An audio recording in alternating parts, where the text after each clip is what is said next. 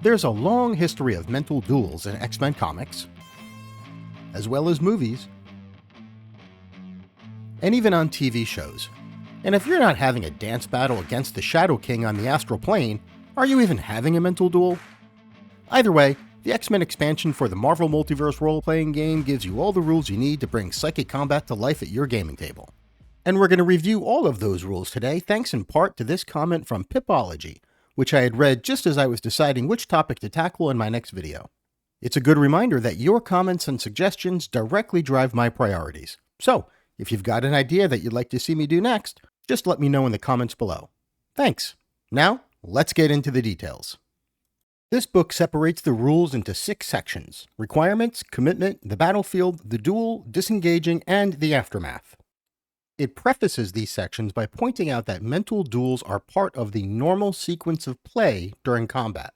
What does that mean? Well, the core rulebook defines that phrase, and basically it just confirms that in a mental duel you'll go through the regular steps of combat, rolling for initiative, going from round to round, with reactions resetting at the beginning of each round, etc. So, you could run a duel within a regular combat, but it might be best for you to get used to the rules in a one-on-one psychic battle first before doing so.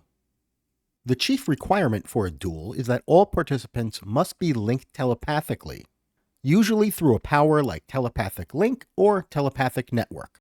Physical distance is not relevant. As with physical duels, the combatants of mental duels are usually willing. It's at least possible for a duel to take place with one unwilling participant, but in order to do that, the aggressor must make a telepathic link against any participants with trouble on the roll. A regular success on this roll starts the duel, but it only lasts for 1 round. What you really need here is a fantastic success. This initiates a duel that an unwilling defender cannot escape by breaking the telepathic link. But remember, the attacker has trouble on this roll, so a fantastic success may not be likely. Next up is commitment. Mental duelists must commit to a purely mental fight by leaving their bodies, hopefully in a safe place, to face each other on the astral plane. This level of commitment differs from using just the astral form power, because that power allows a character to sense things in the real world, but while on the astral plane as part of a mental duel, it is expressly mentioned in the rules that they cannot sense anything in the real world. They are all in. If a duelist takes any health damage while in a mental duel, and they fail a vigilance check with the target number of the damage dealt, then they are forced out of the duel and their consciousness enters their body once more. However, leaving a duel in this way allows one's opponents to get in one last attack, so this really isn't an ideal way to end a bout. We'll talk more about this in Section 5, Disengaging. The battlefield. Each duelist can determine how they appear in a duel. We often see Professor X standing in the astral plane, sometimes wearing armor, even when he's in a wheelchair in the real world. The look and feel of one's environment is customizable as well, though it could just remain blank. As a duel progresses, each side of the battlefield will grow dominant or recede with the tides of the psychic battle, until the victor's mindscape completely overcomes the defeated party's side, indicating victory. Here are the rules for the duel itself. Only these powers work in a duel. Powers that trick the mind can't work in a duel, since such deceptions are impossible when combatants are sharing a telepathic link. This includes the various levels of cloak, fool, and mirage powers.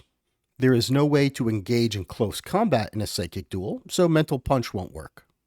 Note, all characters in a mental duel can use telepathic blast, even if they don't normally have it or even meet the requirements for the power. Remember, because the rules state that a duel takes place as part of the normal sequence of play during combat, you would determine initiative normally. This includes the bonus round, and if there are multiple combatants on one side, there is no reason why reactions couldn't be used to, say, help a teammate who failed on a logic check while making a telepathic blast. Disengaging. Once a duel is voluntarily entered, there are only 3 ways it can end. One side can concede, but one's opponent is in no way bound to accept this concession. So if one side throws in the towel but the other side doesn't accept, the duel continues. A character can attempt to disengage to end the duel, using their standard action to make a vigilance check against their opponent's vigilance defense. If there are multiple opponents, that roll is compared against all of their vigilance defenses. Characters who successfully disengage in this way are subject to one last free attack from all opponents. This will cost them a reaction, however.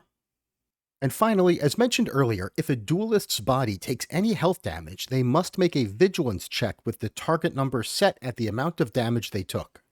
If they fail this check, they are forcibly disengaged, whether they want to be or not. A character who involuntarily disengages in this way is subject to last licks from their opponents, just like those who voluntarily disengage are. There's one really important note to keep in mind here. Becoming demoralized means you lost the mental duel. It does not disengage you from the duel. Which brings us to the aftermath. And this is where things can get really ugly for the loser. If a combatant has been demoralized, the victor can allow them to leave by accepting their concession, or they could take advantage of their foe's vulnerability and use any of the following powers on them, with an edge. So let's think about this. If the Shadow King knocks Professor X down to 0 focus and does not let him tap out, on Charles's turn he can attempt to disengage, making a vigilance check against the Shadow King's vigilance defense. Because Professor X is demoralized, he gets trouble on all actions, including this roll. If Charles succeeds, the Shadow King still gets a parting attack on him. If Charles fails, however, it is now the Shadow King's turn in initiative, and he can attempt to either dominate or possess Charles Xavier or edit his memories, and he gets an edge on rolls to do so. So the stakes are incredibly high for a mental duel, especially if you're combating with somebody who is not likely to just let you concede. So that covers the mental duel rules, but as a bonus, I've got a few extra tips and tricks for you. First, if you want to build a character that's great at mental duels, I recommend taking Signature Attack with Telepathic Blast. Since Telepathic Blast is really the only way to damage your opponent in a mental duel, getting an edge on every attack you make every round in a duel, that kind of feels like a no-brainer. Another power not to sleep on is Wisdom, which, depending on your ability scores, can improve your logic defense against telepathic blasts, which would serve you well in a duel. And of course, Brilliance. By increasing your damage multiplier, it will of course improve your offensive output with those blasts. Now, these two powers are not explicitly mentioned in the list of powers that would normally work on the mental battlefield, but just to be sure, I reached out to Marvel and CJ Cervantes was kind enough to confirm that indeed, these powers work just like Uncanny does. There are certain characters with no telepathic abilities that would still be pretty decent in a mental duel. Let's take a look at Jessica Jones. She's got a pretty good logic score of 4, so she'd be able to land some telepathic blasts even against characters with a good logic defense. Remember, all characters can attack with telepathic blast in a mental duel. And with Uncanny 2, it would take her a lot longer to be demoralized. Now let's compare that to Luke Cage. With a logic of 1, no focused health reduction, and a focus score of only 30, let's keep him off the astral plane. A character like Kate Pryde with a logic score of only 1, just like Luke Cage, also no focus health reduction, might not be great in a mental duel, but she could do a fantastic job of keeping a duelist's body safe by using Phase Other just before they enter a duel. If you enjoy rules reviews and breakdowns like these, please consider subscribing. Doing so really helps out the channel. And if you've had a chance to use mental duels in your games, please let me know in the comments. I'd love to hear how you're incorporating these rules into your games, and I know the other viewers will too.